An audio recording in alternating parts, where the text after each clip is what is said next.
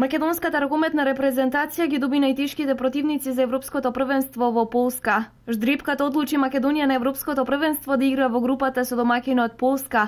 Потоа актуелниот светски, европски и олимписки првак Франција и Србија.